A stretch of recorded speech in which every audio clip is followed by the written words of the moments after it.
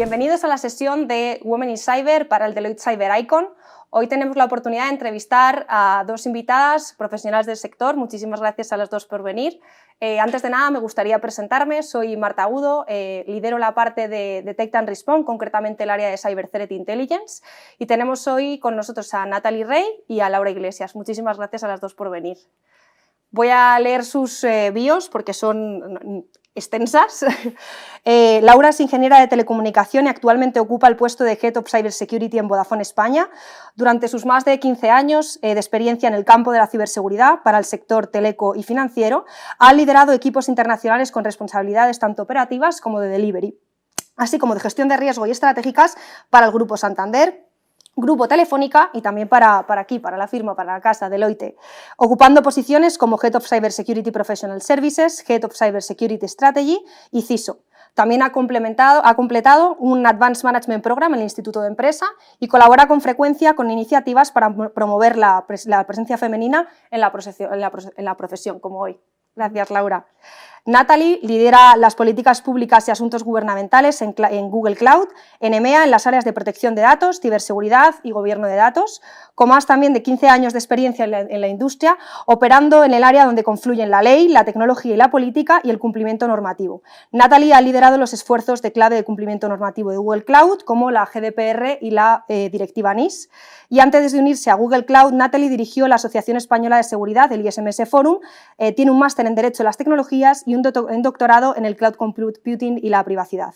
También es cofundadora del capítulo español del Cloud Security Alliance. Muchísimas gracias a las dos por venir. Muchas gracias por la invitación. Hemos querido dividir la sesión en diferentes bloques para intentar conoceros tanto profesional como personalmente, rascar un poco en los retos y en las oportunidades que habéis tenido a lo largo de vuestras carreras, así que vamos a empezar con una fácil, desde el principio, desde la motivación. Estábamos hablando, Natalie, de que inicialmente no tenías un background puramente técnico, la ciberseguridad ha mutado, diría yo, desde la época del compliance hasta lo que tú ahora mismo lideras, que es la época del cloud. Cuéntanos lo que te motivó a dedicarte a ciber, qué es exactamente lo que te llevó a ello y ¿crees que es lo mismo que ahora mismo a las nuevas generaciones les está llevando a dedicarse a esto? Bueno, a ver, yo creo que la ciberseguridad ha sido y sigue siendo un mundo fascinante, es multidisciplinar, está en constante evolución y es, por supuesto, crítico para el negocio. En mi caso, yo empecé en la ciberseguridad de forma lateral. Yo vengo del mundo del derecho, del mundo jurídico, me especializo en el derecho de las nuevas tecnologías y justo mi primer proyecto tiene que ver con seguridad de la información. En aquel entonces, cuando yo empecé mi carrera profesional, el término ciberseguridad no existía, o por lo menos no lo utilizábamos. Aquello tenía que ver con cómo los estándares en ciberseguridad o en seguridad de la información nos podían ayudar a cumplir con leyes de muchos países de forma armonizada y de forma estratégica. Desde mi punto de vista fue un amor a primera vista, yo lo describiría así. A raíz de aquel proyecto yo voy a una conferencia de seguridad en Bogotá, me encuentro con una temática fascinante, me encuentro con ponentes fantásticos, súper inspiradores, incluidos mujeres, y de hecho ahí siembro muchas de las amistades, mentoría y aliados que voy a tener a lo largo de mi carrera y que hoy conservo y atesoro. Con lo cual empieza de forma lateral, surge un amor a primera vista que ha cambiado desde aquel entonces, aparte de la evolución del término. Pues mira, sigue siendo un mundo fascinante. Yo creo que a día de hoy tenemos varios elementos adicionales, afortunadamente. El primero es la ciberseguridad se percibe de forma mucho más estratégica.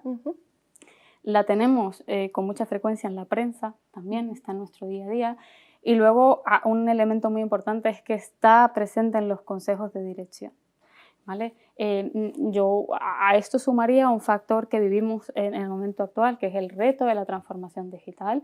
No se entiende la transformación digital sin la ciberseguridad y no se entiende la ciberseguridad sin la transformación digital, así que es digamos, dos caras de la misma moneda y yo creo que esto sin duda representa una oportunidad única, fantástica para los profesionales del sector y, como no, para las mujeres. Muchísimas gracias por tu visión. Hemos estado hablando y nos has llevado un poco del pasado al presente, ¿no? Si tuviéramos, Laura, que pensar en ¿y ahora qué? Es decir, ¿qué te motiva a seguir evolucionando, a pensar, bueno, ya has llegado muy alto, ¿no? Pero para seguir en ello, ¿qué es lo que te motiva a ti cada día? Bueno, yo la principal motivación que tengo para seguir trabajando en el mundo de ciberseguridad es las ganas de aprender. Es un mundo que está en constante cambio, que es como una carrera en la que constantemente están saliendo oportunidades nuevas desde el punto de vista tecnológico, nuevas amenazas, tienes que seguir formándote, tienes que seguir poniéndote al día en todo ello. Entonces, para la gente que le gusta aprender, que tiene curiosidad, es un campo fantástico, ¿no? Para seguir creciendo. Y bueno, yo no me marco metas concretas, ¿no? En el sentido de no tengo un planteamiento de dentro de 5 años o dentro de 10 años quiero tener tal posición en la compañía. Me muevo por proyectos y siempre lo que tengo en mente es lo que quiero hacer es seguir aprendiendo, quiero seguir haciendo cosas nuevas y enfrentándome a nuevos desafíos en este campo. Pero si tuviera que pensar hacia dónde va la profesión, hacia dónde pueden seguir caminando los profesionales de ciber en general, que pueden seguir creciendo, pues yo creo que efectivamente, como decía Natalie, vamos a seguir teniendo cada vez más relevancia en los consejos de administración, ¿no? Es cierto que no se concibe un mundo digital como el que tenemos ahora, del que dependemos absolutamente, si no es un mundo razonablemente seguro, ¿no? Un mundo digital seguro. Entonces, pienso que la ciberseguridad va a ser cada vez más un tema de conversación en los consejos de administración, que se van a requerir más skills por parte de los miembros del consejo en temas de ciber, y que bueno, pues puede haber ahí caminos de progresión para la gente que lleve mucho tiempo en este campo y que bueno, pues tenga capacidad para seguir a ello. Para seguir en ello. Estás hablando de aprender, yo ya estoy aprendiendo. Y de hecho estas plataformas nos ayudan a seguir aprendiendo a gente como yo, que a lo mejor lleva pues, la mitad de años que vosotras más o menos en esto, pero se habla mucho del tema de la diversidad. ¿Qué es lo que falta? ¿Qué tipo de plataformas o iniciativas faltan para conseguir diversidad en la ciberseguridad? Bueno, yo creo que afortunadamente ya se han creado muchas iniciativas, ¿no? En España hay algunas y en otros países también las encuentras relacionadas con promocionar la diversidad y en particular la diversidad de género, ¿no? La presencia femenina en la profesión, que todavía hoy pues, sigue siendo quizás un poco escasa, ¿no? Yo creo que todas estas plataformas son muy positivas, fomentan pues, que haya más visibilidad, que haya un cierto soporte y ayuda entre las personas que forman parte de esa asociación, que se puedan compartir experiencias, que se pueda también dar visibilidad de posibles posiciones o puestos en las organizaciones y ayudar de esa manera a progresar profesionalmente a las personas que forman parte de esas asociaciones. Yo creo que de todas formas tenemos que seguir trabajando para hacerlas más inclusivas, quizás, ¿no? Porque me he encontrado en algunos casos pues, que algunas asociaciones estaban muy dirigidas solamente hacia mujeres, ¿no? Que bueno, pues es un colectivo importante, pero pienso que este es un problema que tenemos que resolver mujeres y hombres entre todos y que necesitamos que ellos tengan también esa sensibilidad, que se involucren y que apoyen de la misma manera que nos podemos estar apoyando a las mujeres para que siga habiendo una progresión, siga habiendo más presencia femenina y las mujeres también puedan avanzar en su carrera, ¿no? Generar awareness tanto en mujeres como en hombres. Me parece un mensaje súper interesante. Estábamos hablando de plataformas, pero veamos ahora dentro de las propias empresas, Natalie, ¿cómo crees que nos están facilitando el progresar? ¿Cómo nos facilitan las propias empresas a nivel corporativo que las mujeres sigamos creciendo dentro de las mismas? Pues mira, es una muy buena pregunta. Yo creo que el crecimiento tiene dos vertientes. Y uno es, como bien decías, el apoyo corporativo y luego hay una parte personal y que juega un rol muy importante también. En la parte corporativa, yo creo que las empresas nos tenemos que esforzar por encontrar y atraer ese talento femenino, por retenerlo y por hacer que crezca. Es decir, no solo que entre, sino que progrese, que no se quede en un middle, sino que llegue hasta top management. Esto, lógicamente, pues tiene que existir una serie de programas para soportarlo. Y entonces hay unos programas que yo encuentro que son de extrema relevancia, de extrema utilidad, por ejemplo, el mentoring. Yo creo que el avance, el progreso en la carrera, la mentoría juega un papel fundamental. Hay ocasiones en las que eso ocurre de forma muy natural, en las que tú vas haciendo esas relaciones, en las que tienes una mentora, un mentor natural, un role model, pero hay veces en las que eso no ocurre de forma espontánea. y a lo mejor eres introvertido, no te atreves a decir, ¿quieres ser mi mentora? ¿Quieres? Que no nos atrevemos. Con lo cual, corporativamente, yo creo que tenemos que poner esa dinámica, esa estructura para propiciar que eso ocurra. Luego hay otro tema que es muy importante, que es el tema de la formación. Y esa formación también tiene dos vertientes. Hay una formación que es técnica, que dependiendo, la ciberseguridad, como sabemos, tiene muchos roles, muchos matices, pues necesita cierto grado y a veces muchísimo de esa formación técnica, pero llega un punto en la carrera en la que la formación técnica no es suficiente, que necesitas algo más. Y necesitas mirar tus soft skills, necesitas ver qué capacidad de liderazgo tienes, cómo comunicas, inteligencia emocional, incluso atreverte. Esa serie de capacidades que al final van a cultivar el crecimiento a largo plazo es algo que las empresas tienen que apoyar, incentivar, y eso pasa por apoyo financiero, apoyo a través de dar el tiempo y el espacio y la energía que necesitamos para completar esos programas, idealmente una combinación de los dos. Hay otro tema también que es importante, que es, yo diría, pasar de una política de baja maternal o de paternidad hacia una cultura de la baja de maternidad o de paternidad. Es decir, que sea completamente normal que contratar a alguien que está a punto de dar a luz, que sea completamente normal que alguien quiera extender su baja de maternidad por las razones que fuera, que no sea la excepción, que no sea una cuestión rara, porque en esa medida vamos a prevenir que mucho talento que abandona la carrera a la mitad, que lo haga y que se quede con nosotros, ¿no? Hay otro aspecto que creo que es clave también, que es tener una transparencia y una claridad sobre qué se requiere para estar en el siguiente nivel, porque tú necesitas verlo, necesitas visualizarlo, necesitas saber qué capacidades y qué conocimientos tienes que desarrollar para llegar ahí, qué impacto se espera que tengas, cuáles son las competencias, porque a medida que tengamos ese rol, esa transparencia viéndolo, pues podemos prepararnos para subir allí. Y luego hay una parte que yo describiría como la parte personal, ¿vale? La parte personal es tener una visión clara de dónde quiero estar.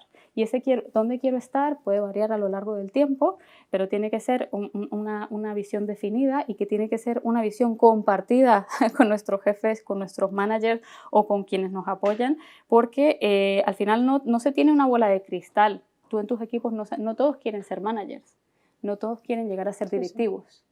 Entonces, esa visión compartida de a dónde queremos llegar y qué nos hace falta para llegar allí es muy importante. Entonces, yo diría que es una conjunción de los dos elementos, una parte corporativa de sembrar, ¿no? Y de tener esos cimientos de políticas que favorezcan ese crecimiento, y por otro lado, nuestra tarea individual, que es lo que definitivamente hace que ese motor se ponga en marcha. Has comentado el tema del mentoring. Aquí tenemos grandes mentoras, pero también me ofrezco que si queréis alguna de vosotras dos ser mis mentoras, yo también me ofrezco y lo pido abiertamente. Estáis hablando sobre temas muy relacionados con la conciliación, ¿no? Es un término que ahora mismo está de moda, que deberíamos meterlo, como bien dices tú, en la cultura, que ya debería la conciliación ser parte de eso. Y, o sea, yo lo que me preguntaba es, no te voy a preguntar por la conciliación, luego a ti sí, pero voy a preguntarte por cómo es tu día a día como directiva. Cuéntanos un poco, o sea, ¿cuál es tu dinámica? ¿Cuál es tu rutina? Pues mira, yo diría que es un día muy normal dentro de lo que cabe para ser una madre que trabaja fuera de casa. Hay días que son muy estructurados, que se nos cae el plato. Hay días que son muy estructurados y otros que no pueden serlo, porque no puede ser. Entonces, si vamos al día estructurado, yo como lo describiría, mira, hay un club, una corriente, ¿no? Que se llama el Club de las 5 de la mañana. Yo no soy parte de ese yo club, tampoco. No de momento. Ese día empieza a las 8 de la mañana, empieza con mucha adrenalina, y las madres me entenderán, es decir, hay que ir al cole, hay que prepararse, hay que desayunar, hay que estar a tiempo, entonces hay una serie, un suceso de eventos que tienen que ocurrir en un periodo de tiempo corto. Luego, a las 9 de la mañana hay un momento que para mí es muy importante, un momento del día en el que es pensar, reflexionar realmente sobre cuáles son mis prioridades, cuáles son las cosas urgentes que yo tengo que hacer, que dependen de mí, cuáles son las cosas importantes que tengo que decidir cuándo las voy a hacer. A lo mejor no ejecutarlas en el día, pero sí que tengo que decidir en qué momento y sacar el tiempo para ello. En función, a la luz de eso, yo miro mi día y miro mi calendario y digo qué reuniones son realmente importantes y qué reuniones o puedo no estar, pueden convertirse en un email, qué cuestiones puedo delegar. La priorización, exacto. Exacto. Luego me gusta tener un espacio de tiempo para hacer tareas complicadas, tomar decisiones o escribir documentos o escribir ese email difícil que tienes. Me gusta por la mañana porque es cuando tengo muy buena energía y muy buena disposición para hacerlo. Yo diría o lo describiría como una transición a la tarde que es frenética, por la tarde al trabajar en una compañía americana, a medida que Washington y California se despiertan, pues hay un sin parar de reuniones muy intensas. Sí. En algunas pues lideras y se espera algo de ti, tienes un rol muy concreto y muy activo, y en otras pues te sientas allí, escuchas, das tu opinión, das tu visión, etcétera, etcétera. Yo intento que a las 7 de la tarde pueda parar, salvo que haya algo realmente urgente que lo amerite. Esas 7 de la tarde vuelve a haber un pico de adrenalina en el que hay una serie de tareas que tienen sí o sí que ocurrir, que es un baño, una cena, unos juegos, etcétera, etcétera. Un gimnasio. Por ejemplo, me encantaría, pero tengo que reconocer que no es parte de la realidad actual con un niño muy pequeño, pero claro, idealmente sí. Pero a las 9 de la noche es lo que yo llamo el momento mágico, un momento mágico que es tiempo personal. Al final, cuando yo tengo tiempo para leer el libro que me gusta, ver la serie que me gusta, hablar con amigos o con familia, comprar lo que quiero comprarme, etcétera, etcétera. Así que transcurre así, pero yo creo que hay que tener flexibilidad, quiero decirte, así como esto es un día estructurado, hay días en los que un fin de semana hay algo muy importante, estoy el fin de semana trabajando porque estoy 100% a ello, y hay días en los que un lunes por la mañana en los que lo más importante es o ir al médico o ir a la peluquería porque era solo el día que se podía. Yo que somos humanos y al final no sé, a veces no se puede separar y a veces hay que priorizar las cosas que deben tener prioridad ese día, y yo creo que el mensaje que a mí me gustaría trasladar aquí es el siguiente, que tenemos que priorizar, que tenemos que aprender a decir no, que no es una tarea fácil y que nos cuesta. Yo creo que tenemos que enfocarnos en nuestros resultados y nuestro impacto y no cuánto tiempo pasamos en una oficina o ahora frente a un ordenador. Eso no es lo realmente importante. Lo realmente importante es qué impacto tenemos. Y luego hay también un punto al que me gustaría hacer referencia, que es, me encanta una frase, un punto de Sheryl Sandberg, que es la directora operativa de Facebook, que decía que la decisión más importante de tu carrera es la pareja que eliges o con quién te casas si decides casarte, porque al final de eso va a depender que tú puedas hacer esta conciliación, que tú puedas realmente pues un fin de semana dedicárselo al trabajo, o que puedas reagendar tu día en función de las prioridades y avanzar en tu carrera si realmente del otro lado tienes lo que se llama un real partner, un verdadero compañero o compañera que asuma de verdad digamos, el ownership de las situaciones familiares, ¿no? Y por último, pero no menos importante, que el activo más importante de nuestra carrera somos nosotros mismos. Es decir, el dormir bien, el comer bien, el tener la energía adecuada, al final eso directamente repercute en los resultados que tenemos. Así que ese sería los puntos que me gustaría resaltar. No sé priorizar, ser flexible y que hay tiempo para todo. Y decir no, eso me ha encantado. Decir no. Aprender a decir no. Tengo que grabar a fuego en algún sitio. No sé si Laura está de acuerdo conmigo. Yo, vamos, totalmente de acuerdo, pero no hay que ejecutar. Sí, exacto. Sí. Muchísimas gracias, Natalie. Al final estábamos comentando que bueno, lo que sí que hemos visto es que al llegar al momento en el que tú has llegado, Laura, podemos decir que sí que has llegado a ser directiva, pero ¿ha costado o no ha costado? ¿Qué opinas sobre la conciliación concretamente en el mundo del ciber? ¿Existe, no existe? Bueno, yo creo que para que exista conciliación se tienen que dar dos cosas. Primero, que exista flexibilidad, ¿no? que la compañía te proporcione las herramientas para poder conciliar, vamos a decir.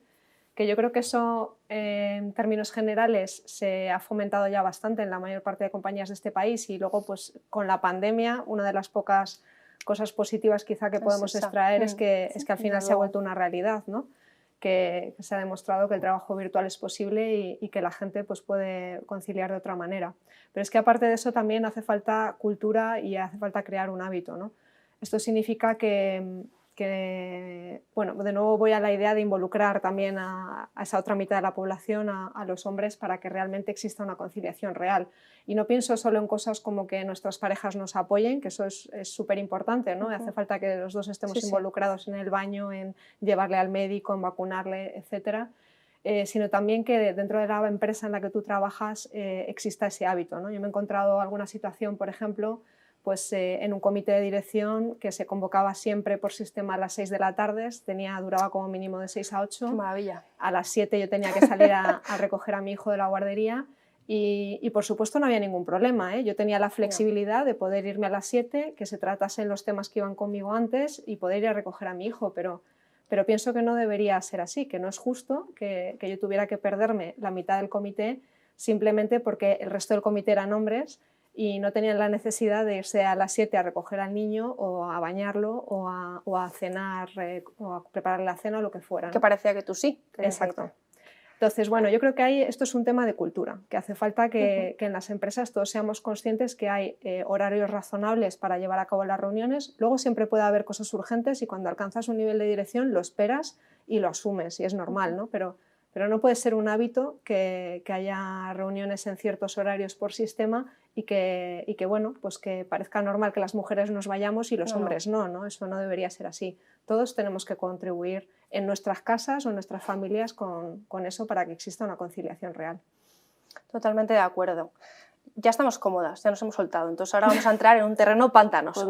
Voy a preguntaros por alguna situación un poco complicada, por a lo mejor alguna anécdota que hayáis tenido. Vosotras ambas habéis llegado, yo creo que a puestos directivos muy relevantes, pero seguro que tenéis alguna anécdota que contar de una situación complicada. No necesariamente tiene que haber sido por ser mujer, o sea, quiero también dejarlo claro, pero contadnos alguna, lanzaos alguna que queráis contarnos. ¿Empiezo yo o qué?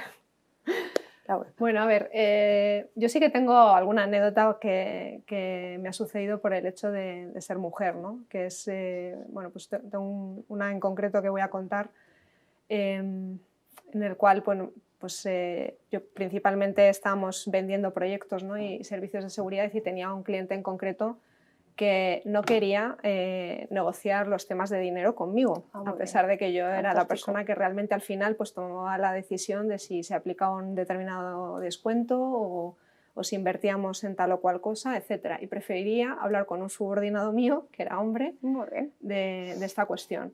Entonces, bueno, eso es de nuevo un tema cultural. Creo que es difícil de gestionar, ¿no? Porque en ese momento tienes que tomar la decisión de o enfrentarlo o tragarte el orgullo, vamos a decir, ¿no? y decir, bueno, pues por el bien del proyecto vamos a dejar que se traten las cosas aquí y yo lo sigo un poco desde el backstage, que en su momento pues es la decisión que yo tomé, ¿no? cuando me sucedió esto.